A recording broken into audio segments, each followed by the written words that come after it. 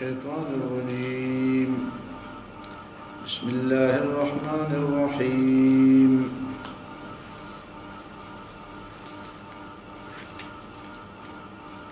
ولقد استهزئ برسل من قبلك فحاق بالذين سخروا منهم ما كانوا به يستهزئون. قل سيروا في الأرض ثم انظروا كيف كان عاقبة المكذبين. قل لمن ما في السماوات والأرض قل لله كتب على نفسه الرحمة ليجمعنكم إلى يوم القيامة لا ريب فيه الذين خسروا أنفسهم فهم لا يؤمنون. وله ما سكن في الليل والنهار وهو السميع العليم.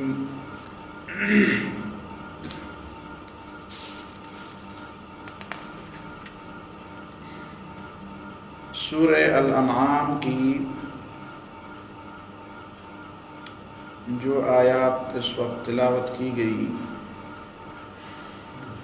اس سے پہلے اس سورت کی ابتدا میں اللہ تعالیٰ کی صفت ربوبیت اور صفت الوہیت لوگوں کو سمجھانے کے لیے اللہ تعالیٰ کی صفت تخلیق کا ذکر تھا کہ اللہ خالق کائنات ہے، اور تخلیق کائنات میں آسمانوں، زمین، تاریکیوں، روشنی اور انسان کی تخلیق کی بات کی تھی۔ ظاہر ہے کہ مکے کے لوگ یہ مانتے تھے کہ اللہ تعالیٰ ہی ان سب چیزوں کا خالق ہے۔ وہ آج کے لوگوں کی طرح اتنے جاہل نہ تھے کہ اللہ تعالیٰ کے خالقیت میں بھی شک کرتے۔ دوسرے لحاظ سے وہ اور لحاظ سے بھی جاہل تھے، لیکن کم از کم وہ اللہ تعالیٰ کو خالق تو مانتے تھے۔ اس کے بعد ان کو تکذیب اور استہزاء، اللہ کی بات جھٹلانے اور اللہ اور رسول کی بات کو مذاق بنانے کے برے انجام سے ڈرایا گیا، اور اس بات سے بھی ڈرایا گیا کہ اگر اللہ کا فیصلہ تمہارے خلاف ہوا، جو کسی بھی وقت ہو سکتا ہے، تو تمہاری ترقی اور تمہاری مال و دولت اور تمہارا اپنے ذہن کے اندر تمہارا بہت بڑا مقام اور بہت بڑی قوت، یہ اللہ تعالیٰ کے عذاب سے بچانے کے کسی کام بھی نہیں آئے گی۔ پھر مکے کے لوگوں کی باتیں نقل کی، اور اسی وجہ سے ہم بار بار یہ کہتے ہیں کہ قرآن کی تعلیم حقیقی تعلیم ہے، اس لیے کہ قرآن ہمیشہ اپنے مخالف کے نقطہ نظر کو بھی بلا کا مقاصد پیش کرتا ہے۔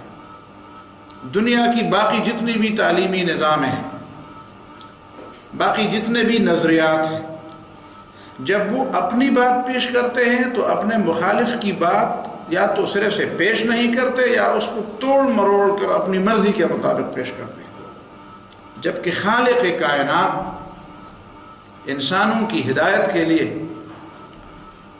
انسان کے سامنے معاملے کے دونوں پہلوؤں کو رکھتا ہے۔ اس سے بڑھ کر مہربانی اور کیا ہو؟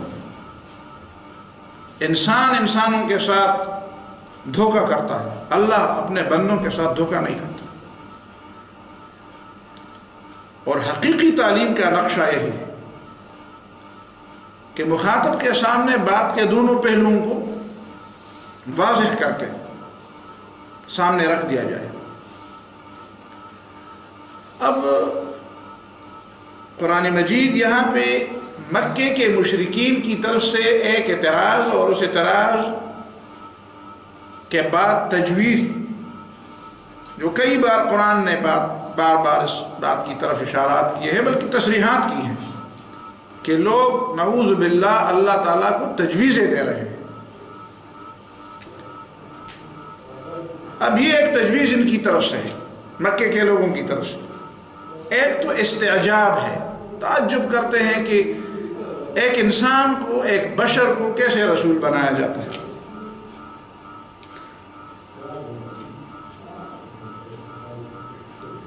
اور پھر بشر کو رسول بنانے کے لیے ان کے پاس جو اعتراض تھا وہ یہ تھا کہ انسانوں کی ہدایت کے لیے کوئی مافوق الفطری شخصیت ہونی چاہیے جو فرشتوں کی ہو سکتی ہے۔ لہذا وہ اپنی تجویز میں یہ بات رکھتے تھے کہ اگر واقعی اللہ تعالیٰ کو ہماری ہدایت مقصود ہوتی اور ہماری ہدایت پر آنا اللہ تعالیٰ کا مقصود ہوتا، منظور نظر ہوتا، تو ہماری ہدایت کے لیے کسی مافوق الفطرت مخلوق جو فرشتے ہیں وہ ہماری ہدایت کے لیے مقرر فرماتے۔ اب دیکھیں اللہ تعالیٰ ان کی اس بات کا جواب کس پیار اور محبت سے دیتا ہے کہ دیکھو تم زمین میں بسنے والے مستقل باشندے انسان، اور انسان کی ہدایت کے لیے انسان ہی موزون ہے۔ فرشتوں کو ایک تو تم سمجھتے بھی نہیں ہو، جو کوئی کسی بات کی تجویز دیتا ہے اور جس چیز کے بارے میں تجویز دیتا ہے تو سب سے پہلے تو اسے اس بات کا اطمینان کرنا چاہیے کہ میں اس چیز کو اس کی حقیقت کے ساتھ سمجھتا ہوں۔ جبکہ یہ لوگ جو مکے کے مشرک ہیں یہ فرشتوں کو سرے سے سمجھتے نہیں، فرشتے کون سی مخلوق ہے اور فرشتوں کی اس کائنات کے اندر حقیقت اور حیثیت کیا ہے، ان کے کام کیا ہے، اس کائنات میں ان کا کیا مقام ہے، انسان کے ساتھ فرشتوں کا کیا تعلق ہے، کب سے ان کا تعلق رہا ہے اور کب تک رہے گا، اور کیا کیا تعلق رہا ہے، اللہ تعالیٰ کے دوستوں کے ساتھ فرشتوں کا کیا تعلق رہا ہے، اللہ تعالیٰ کے دشمنوں سے فرشتوں کا کیا تعلق رہا ہے، اور فرشتے کیسی مخلوق ہیں، کیا ان کو اپنی اصل شکل میں دیکھنا انسانوں کے بس کی بات ہے؟ جبکہ اللہ تعالیٰ کے ہر پیغمبروں میں سے ہر پیغمبر نے بھی فرشتوں کو اس دنیا میں اپنی اصل شکل میں نہیں دیکھا۔ محمد الرسول اللہ صلی اللہ علیہ وسلم نے جبریل علیہ السلام کو اپنی اصل شکل میں 2 مرتبہ دیکھا۔ قرآن نے اس کی 2 مرتبہ کی تصریح کی ہے، اس کا مطلب ہے کہ بہت بڑی بات ہے۔ وَلَقَدْ رَآهُ نَزْلَةً أُخْرَى عِنْدَ سِدْرَةِ الْمُنْتَهَى، سورہ النجم میں۔ تو اب جو محمد الرسول اللہ صلی اللہ علیہ وسلم اتنے بڑے مقام کے ساتھ جبریل کو اپنی اصل شکل میں 2 مرتبہ دیکھتے ہیں تو اس کا تذکرہ قرآن کرتا ہے۔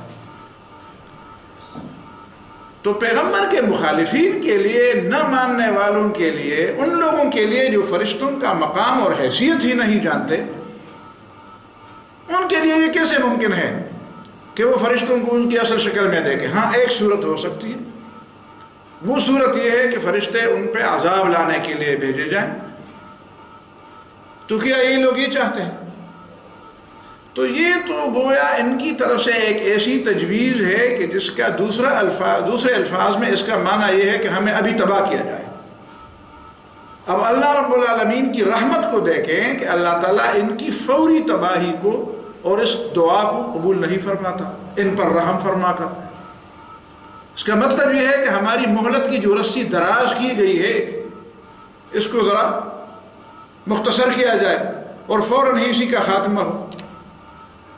تو یہ کون سی معقولیت کی بات ہے، یہ کون سی عقل مندی کی بات ہے کہ ایک شخص کو جو مہلت ملی ہوئی ہے وہ خود اپنی نادانستگی، اپنی جہالت، اپنی ناسمجھی، اپنی ضد اور اپنی ہٹ درمی کی بنیاد پر اس مہلت کے خاتمے کی دعا کرے۔ اور یہ اللہ تعالیٰ کی کتنی عظیم رحمت ہے کہ وہ انسانوں کی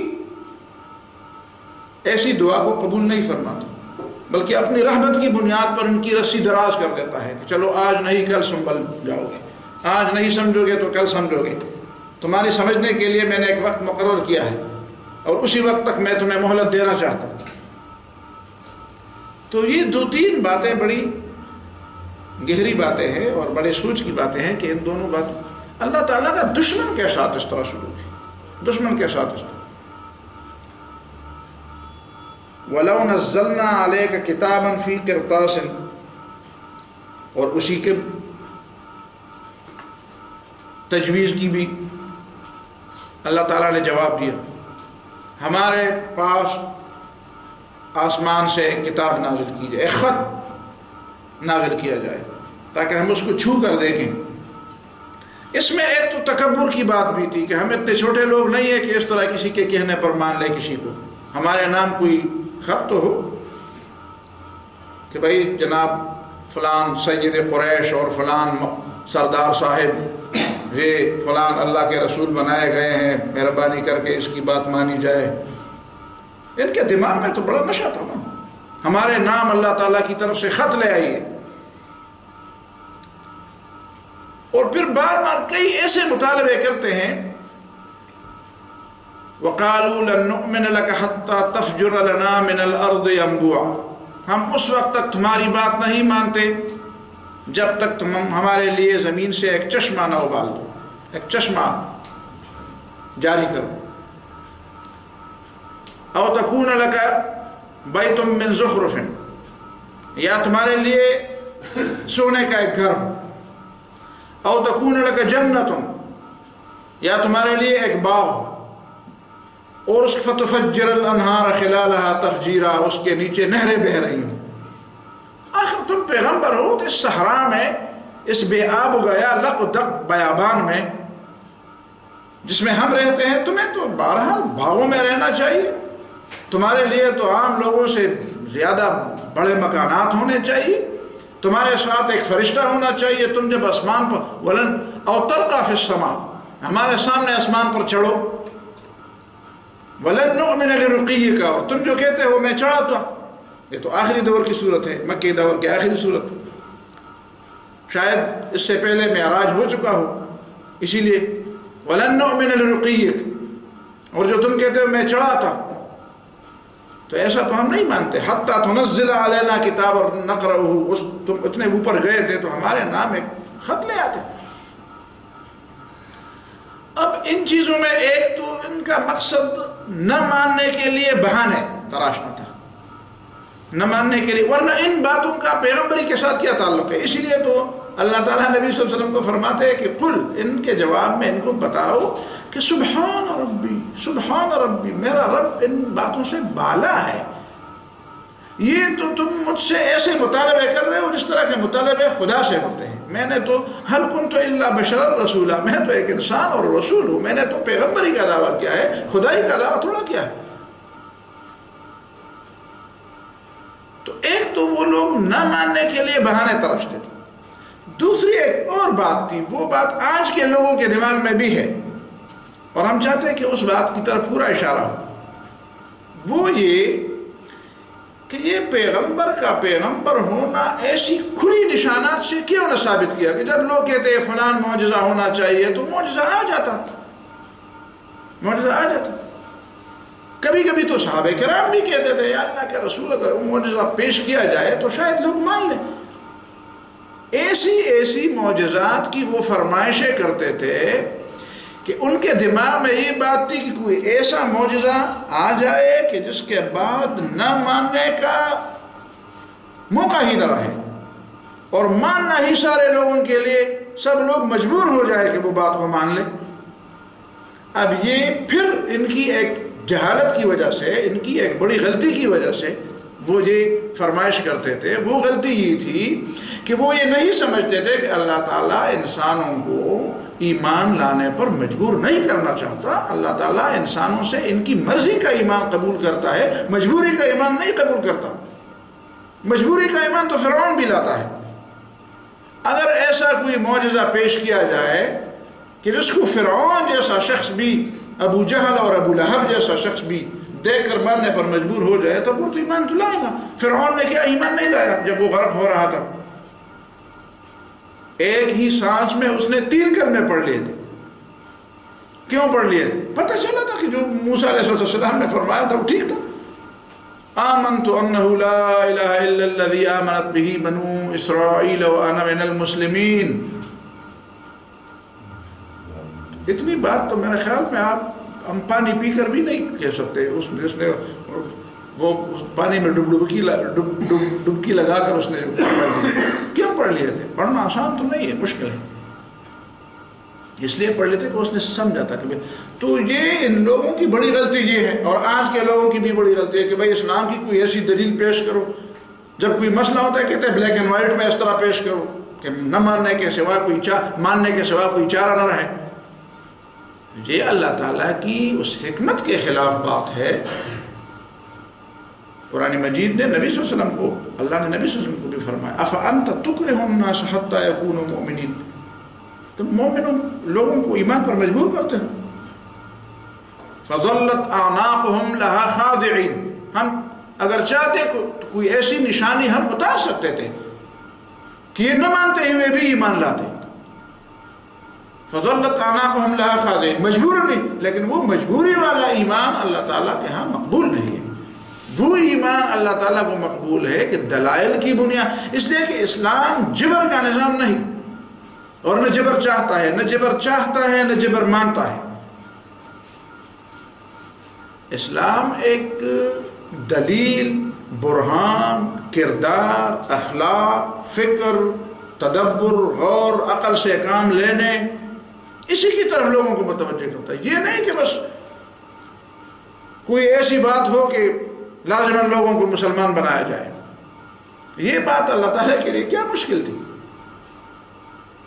تو ان لوگوں کی یہ باتیں اس حکمت کے خلاف ہیں جو حکمت اللہ تعالیٰ نے انبیاء کی بعثت، کتابوں کی بعثت اور لوگوں کو ایمان کی طرف بلانے کے لیے اللہ تعالیٰ نے جو حکمت اختیار کی ہے، اور جس آزمائش کے لیے اللہ تعالیٰ نے ان ساری چیزوں کو پیدا کیا ہے، اور جس میں کچھ نہ کچھ گنجائش چھوڑ دی ہے تاکہ کچھ لوگ غور و فکر کریں، کچھ لوگ اپنے آپ کو مجبور نہ پائیں.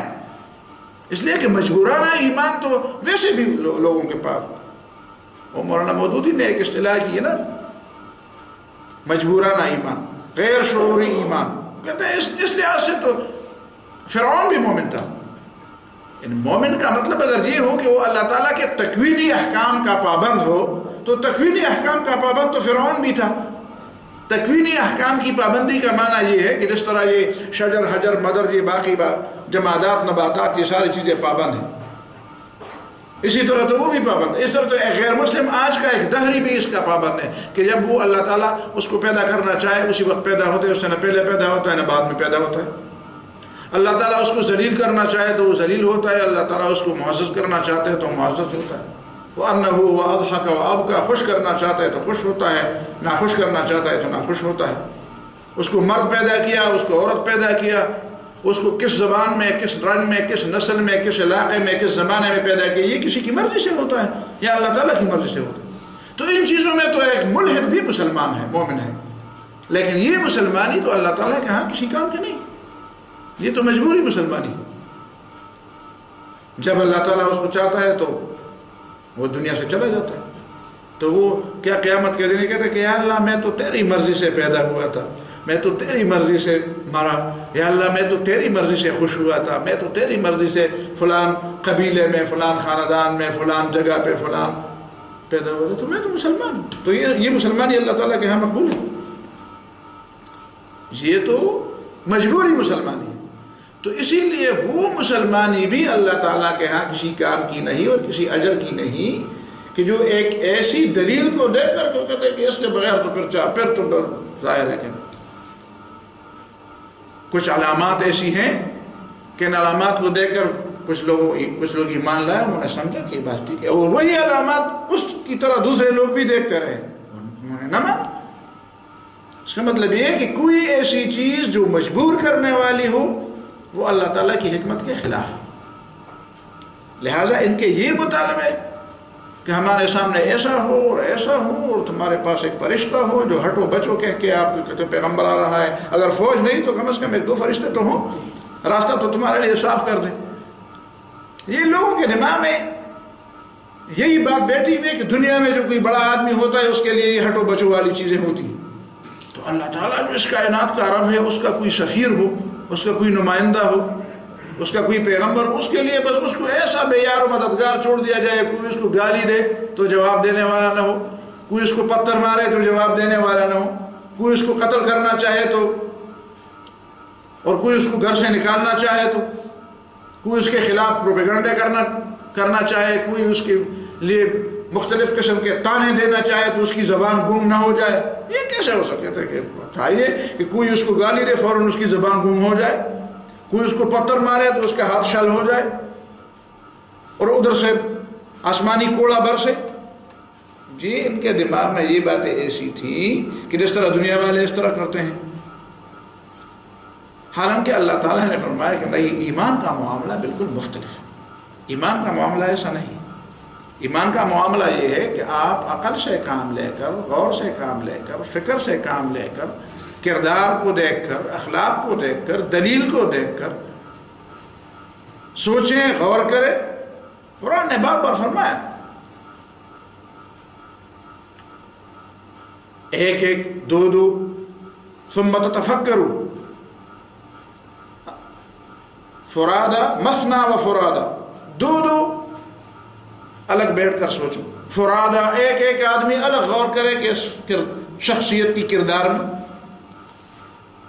وہ ہرقل نے جو کہا تھا نا ابو سفیان کے جواب کہ جس شخص نے نبوت کا دعویٰ کیا اس نے کبھی جھوٹ بولا ہے؟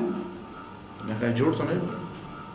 تو پھر جب وہ اس ایک ایک بات پر واپس آتا تھا تو اس بات کا اس نے یہ کہا کہ میں نے جو تم سے پوچھا کہ اس نے کبھی دنیا کے معاملات میں جھوٹ بولا ہے، اور تم نے کہا نہیں، اس نے جھوٹ نہیں بولا، تو میں سمجھ گیا کہ جو شخص دنیا کے معاملات میں جھوٹ نہیں بولتا آخر وہ اللہ تعالیٰ پر جھوٹ کیوں بولے؟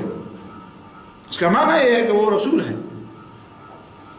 اب یہ غور کا ایک طریقہ ہے، اور اسی لیے اللہ تعالیٰ نے لوگوں کو دعوت دی ہے کہ تم اس کے نتیجے میں ایمان لے آؤ۔ یہ نہیں کہ بس تمہیں ایمان پر مجبور کرنے کے لیے کوئی ایسی دلیل دی جائے کہ تم مانو یا نہ مانو ایمان لے آؤ، اس طرح نہیں۔ وَقَالُوا لَوْلَا أُنزِلَ عَلَيْهِ مَلَكٌ، کہتے ہیں نبی صلی اللہ علیہ وسلم پر کم از کم ایک فرشتہ کیوں نہیں نازل ہوتا؟ وَلَوْ أَنزَلْنَا مَلَكًا، اگر ہم فرشتہ نازل کرتے لَقُضِيَ الْأَمْرُ، پھر تو فیصلہ ہو چکا ہوگا، پھر تو فیصلہ ہو چکا ہوگا۔ فرشتے تم جیسے لوگوں کے پاس جو آتے ہیں وہ بشارت کے لیے نہیں آتے، خوشخبری کے لیے نہیں آتے، تم اس کے اہل نہ ہو، وہ عذاب کے لیے آتے ہیں۔ تو کیا یہ اچھا ہے کہ وہ عذاب کے لیے آ جائے، یا یہ اچھا ہے کہ تمہاری بات کو ٹال دیا جائے، تمہاری دعا رد کی جائے اور تمہیں مہلت دی جائے؟ ثم لا ينظرون، پھر لوگوں کو مہلت نہیں دی جائے گی۔ وَلَوْ جَعَلْنَاهُ مَلَكًا، اگر ہم اس کو، جس کو آپ سمجھتے ہیں کہ اس کو پیغمبر ہونا چاہیے، اس کو فرشتہ بناتے، انسان جو پیغمبر تمہارے پاس جس نے آنا ہے، جس کا فیصلہ تم کہتے ہو کہ ایسا ہونا چاہیے کہ وہ انسان کی بجائے فرشتہ ہونا چاہیے، لَجَعَلْنَاهُ رَجُلًا، ہم اس کو مرد بنا لیتے، اس لیے کہ تم اس کو اپنی شکل میں تو نہیں دیکھ سکتے۔ وَلَلَبَسْنَا عَلَيْهِمْ مَا يَلْبِسُونَ، اور یقیناً لوگوں پر ہم وہی اشتباہ پھر ڈالیں گے جو پہلے سے جس اشتباہ میں وہ پڑے ہوئے تھے۔ اصل میں نبی صلی اللہ علیہ وسلم بھی سمجھتے تھے کہ یہ لوگ ویسے اس ایمان کے معاملے کو، اس دین کے معاملے کو، اس دعوت کے معاملے کو مذاق بناتے، سنجیدہ نہیں لیتے۔ آپ جتنی بھی باتیں ان کے بارے میں دیکھیں، سیرت کا مطالعہ کریں، ان کے اعتراضات دیکھیں، اس کا خلاصہ یہی نکلے گا کہ وہ اس معاملے میں سنجیدہ نہیں تھے۔ انہوں نے سنجیدگی سے اس معاملے میں غور نہیں کیا تھا، وہ بالکل ہر معاملے کو سطحی طور پر لیتے تھے، جس طرح آج کے مسلمان اکثر سارے معاملات کو سطحی طور پر لیتے ہیں۔ بہت کم لوگ ایسے ہیں جو دین کے معاملے میں، ایمان کے معاملے میں سنجیدہ ہے۔ تو نبی صلی اللہ علیہ وسلم کو تسلی دی جاتی ہے، وَلَقَدِ اسْتُهْزِئَ، اور یقیناً مذاق بنایا گیا، استہزاء کی گئی، ہنسی میں اڑایا گیا، ٹھٹھے میں اڑایا گیا، برسول من قبل کا، کئی پیغمبروں کی بات کو تم سے پہلے، فحاق بالذین سخروا منہم ما كانوا به یستہزئون، پس نازل ہوا ان لوگوں پر جن لوگوں نے ان میں سے پیغمبروں کی بات کو مذاق میں اڑایا تھا. ماں وہی چیز ان پر نازل ہوئی کانوا بہ یستہزئون جس کو وہ مذاق بناتے تھے. وہ عذاب کو اور پیغمبر کی تکذیب کے نتیجے میں اللہ تعالیٰ کے غضب کو اور اللہ تعالیٰ کے غصے کو، ان چیزوں کو وہ مذاق سمجھتے تھے. تو آخرکار ایک وقت ایسا آیا کہ ان پر وہ عذاب آیا جس کا وہ مذاق اڑاتے. قل سیروا فی الارض، کہہ دو ان لوگوں کو کہ زمین میں گھومو پھرو. ثم انظروا، پھر دیکھو کیف کان عاقبۃ المکذبین، کیسا تھا انجام ان لوگوں کا جو تکذیب کرتے تھے انبیاء کی. اب اس آیت کو بھی ذرا غور سے سنیں. قل سیروا فی الارض، کہہ دو زمین میں گھومو پھرو. کیا یہ قریش کے لوگ گھوم پھرتے نہیں تھے؟ قرآن اس بات پر گواہ ہے. لإیلاف قریش ایلافہم رحلۃ الشتاء والصیف. درست بات، پوری تاریخ کو دیکھیں. 2700 قبل مسیح سے لے کر ابراہیم علیہ السلام کے زمانے، اس زمانے سے یہ لوگ جو عرب کہلاتے تھے، یہ پوری دنیا کی جو تجارت تھی، مشرق اور مغرب اور شمال اور جنوب، چین تک جو تجارت تھی اور مغرب میں روم تک جو تجارت تھی، ان ساری تجارتوں کے سنگم پر یہی عرب قوم واقع تھی. اور ان عربوں کا پوری دنیا کے ساتھ اس وقت سے ایک رابطہ تھا. یہ پوری دنیا کے حالات سے واقف لوگ تھے، ایسے نہیں تھے جس طرح ہم سمجھتے ہیں کہ یہ بالکل ایک کونے کھردرے میں بیٹھے ہوئے تھے، ان کو پتہ نہیں تھا. نہیں جی، ان کو بہت کچھ کا پتہ تھا. عرب میں جو حمیر، یمن کی جو حمیر کی حکومت تھی، وہ انہی کے خاندانوں کی تھی، وہ عرب تھے. جو تجارت ہوتی تھی ان تجارت میں بڑا حصہ قریش کا تھا، عربوں کا تھا. ابراہیم علیہ السلام کے زمانے سے اس راستے سے قافلے گزرتے تھے. یہ بات تو ایک اور سیاق و سباق میں زیادہ آپ کے کام آئے گی. وہ یہ کہ آج کے زمانے کے کچھ لوگ کہتے تھے کہ کیا اس زمانے میں تجارتی قرضوں پر جو سود کا رواج ہے، کیا نبی صلی اللہ علیہ وسلم کے زمانے میں تجارتی قرضوں پر سود کا اس طرح رواج تھا؟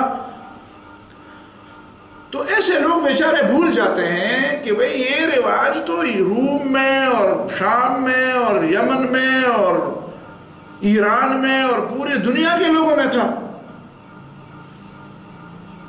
انسائکلوپیڈیا بریٹانیکا نے تو 4000 سے لے کر 6000 سال پہلے تک اس کے دلائل دیے ہیں کہ لوگ سود کھاتے تھے اور تجارتی قرضوں پر سود لینے دینے کا رواج تھا. تو وہ عرب جو قافلے ادھر ادھر کبھی شام اور کبھی روم سے ان کے گہرے تعلقات تھے، یعنی معمولی بات تو نہیں تھی نا. بدر میں جس قافلے کے بارے میں بات ہوئی تھی اور وہ قافلہ بچ نکلا تھا، اس میں 1500 اونٹ تھے. تو 1500 اونٹ، آج آپ سوچیں کتنا مال بنتا ہے. 1500 اونٹ لدے ہوئے، اتنے بڑے بڑے قافلے قریش کے ہوتے تھے. اور وہ روم اور آپ کو پتہ ہے کہ جتنے بھی لوگ مکہ معظمے کے بڑے سردار تھے، ان میں سے ہر سردار، عتبہ نے بھی یہ بات کی، میں نے روم کے بادشاہوں کے دربار دیکھے ہیں، میں نے ایران کے بادشاہوں کے دربار دیکھے ہیں، میں نے ہیرا کے سرداروں، غسان کے سرداروں کے دربار دیکھے ہیں. یہ صرف اس طرح تاجر بھی نہیں تھے کہ بازاروں میں آتے، بادشاہوں سے ملنے والے لوگ تھے. لیکن محمد صلی اللہ علیہ وسلم کی جو شان ہے وہ ایسی. حدیبیہ میں جو شخص انہوں نے سفیر بنا کے بھیجا نبی صلی اللہ علیہ وسلم کے پاس، اس نے بھی دیکھا، میں نے بڑے بڑے بادشاہوں کے دیکھا ہے، ان کی شان اور نبی صلی اللہ علیہ وسلم کی شان میں بہت زمین و آسمان کا فرق ہے. یہ تم کیا کس کونے میں سوئے ہو؟ یہ محمد صلی اللہ علیہ وسلم ایسے نہیں ہے، وہ دوسرے بادشاہوں کی. میرا مطلب یہ تھا کہ قریش کے لوگ دنیا کے سفر تو کرتے تھے، دنیا کے سفر کرتے. تو قرآن پھر ان کو کہتے ہیں قل سیروا فی الارض. تو قریش کو کہا جاتا ہے سیروا فی الارض، جا کر دیکھو. تو وہ تو پہلے سے ایلاف قریش ایلافہم رحلۃ الشتاء والصیف، دنیا میں عاد کے علاقے، سمود کے علاقے اور لوط علیہ السلام کے علاقے، یہ تو بالکل ان کے قریب تھے. عاد اور سمود تو عرب اقوام تھی، عاد اور سمود تو عرب اقوام تھی جن کو عرب بائدہ کہتے ہیں. عرب بائدہ، وہ عرب جو تباہ ہوئے. یہ تو عرب کے علاقے تھے، اور لوط علیہ السلام بھی بالکل قریب، اردن کے قریب یہ عرب کا علاقہ تھا. تو یہ تو ان لوگوں میں گھومتے پھرتے تھے، تو پھر قرآن نے ان کو کیسے کہا؟ یہ پھر ایک دوسرا نقطہ ہے جو ہمیں سمجھنا چاہیے، وہ یہ ہے کہ اسلام انسان کو ایک لائن دیتا ہے. ٹھیک ہے تم گھومتے پھرتے ہو، لیکن تم کس لیے گھومتے پھرتے ہو؟ تم اپنی تجارت کے لیے، کاروبار کے لیے اور نفع کے لیے. وہاں کی چیزیں ادھر لے آئیں اور ادھر کی چیزیں ادھر لے گئی. تم نے اس انداز سے یہ سفر نہیں کیے کہ دیکھو یہاں پہ کچھ اقوام آباد تھی، ان اقوام کے نظریات کیا تھے، ان کے افکار کیا تھے، ان کے عقائد کیا تھے، ان کے عروج کے اسباب کیا تھے، اور پھر ان کے زوال کے اسباب کیا بنے. اب دیکھیں قرآن ایک امی قوم کو جو لکھنا پڑھنا نہیں جانتی تھی، اس قوم کو تاریخ اور فلسفہ تاریخ سمجھا رہا ہے، اور فلسفہ تاریخ کے اندر سے ان کو نظریات اور اقوام کے عروج و زوال کی داستان سمجھا رہا ہے. قرآن کتنی بڑی بات کہتا ہے، کتنی بڑی بات کہتا ہے. روم کے کسی بادشاہ نے کہا تھا، یا غالباً روم کے نہیں، ہاں روم کے کسی بادشاہ نے کہا تھا، یا ایران کے خسرو پرویز نے کہا تھا، یا اس کے کوئی جانشین نے جو حضرت عمر کے زمانے میں تھا. اس نے کہا اکلا عمر کبیدی، عمر نے میرا جگر کھایا. عمر لڑو خڑ پختو کی جو ہے، اس نے میرا جگر کھایا. یعلم الکلاب الآداب، نہ سڑو تو سڑی توپ خی. جنگل جانوروں کو انسانیت سکھا رہا ہے. وہ لوگ جو ہم ان کو کسی حساب میں نہیں شمار کرتے، اب وہ تاریخ پر اور سیرت پر اور اقوام کے عروج و زوال پر اور ان کے فلسفے پر اور عقائد پر اور معاشیات پر اور ان چیزوں پر، ان باتوں پر وہ بحث کرتے ہیں. جس طرح آج کل کے لوگ ہوں اور کسی کو دیکھیں کہ اچھا تم سے یہ توقع نہیں تھی کہ تم اس موضوعات پر بولنے لگو گے. تو اب قرآن ان چھوٹے چھوٹے جملوں میں انسان کو، یہ ہے علم کی کتاب، یہ ہے علم کی کتاب، یہ ہے واقعی اللہ تعالیٰ کی کتاب. انسان کی کتاب ایسی نہیں ہو سکتی.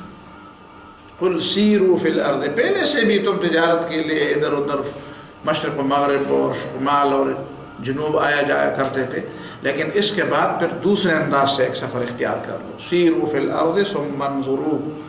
اور یہ ثم میں بھی ایسی بات ہے، علماء نے اس میں لکھا ہے، جو علماء آیات سے استنباط احکام القرآن کے جو تفسیریں ہیں، جو احکام کا استنباط کرتے ہیں، وہ کہتے ہیں کہ سیرو ثم انظروا. اس کا مطلب ہے کہ درمیان میں ٹھیک ہے ایک وقفہ تمہارے سیر و سپاٹے کے لیے بھی ہو.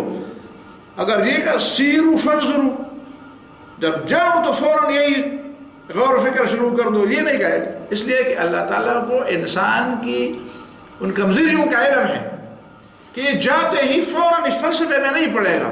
جاتے ہیں تو کچھ تعجب کرے گا، اچھا یہ کیا ہے، وہ کیا ہے، اس کے دیکھیں یہ ان کے کوے ہیں، یہ ان کے رہنے کی جگہ ہے، یہ ان کے، اور دیکھو ان دیواروں کو، دیکھو ان پتھروں کو، دیکھو یہ بڑے بڑے پتھر کیسے اٹھائے ہوں گے. ٹھیک ہے کچھ وقت کے لیے تم ان چیزوں میں پڑھو. ثم انظروا، یہ تمہاری فطرت ہے، یہ تمہاری کمزوری ہے، تم ان چیز، لیکن ثم کچھ دیر بعد تو اتنا تو سوچو نا، اتنا تو نہیں کہ سارے چیزیں ان پتھروں میں گم ہو جاؤ.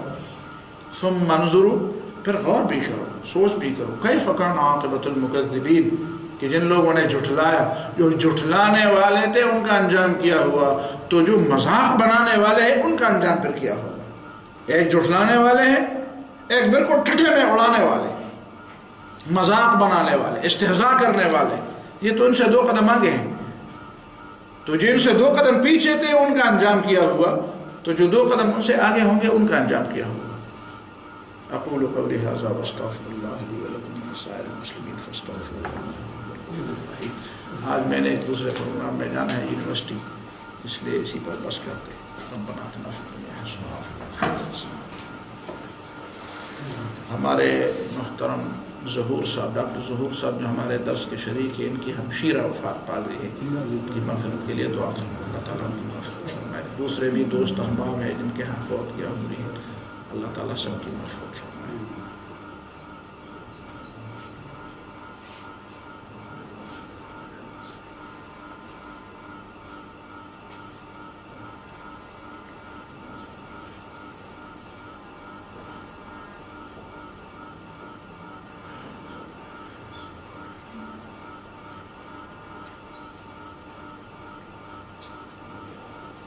صلی اللہ تعالی علیہ وسلم.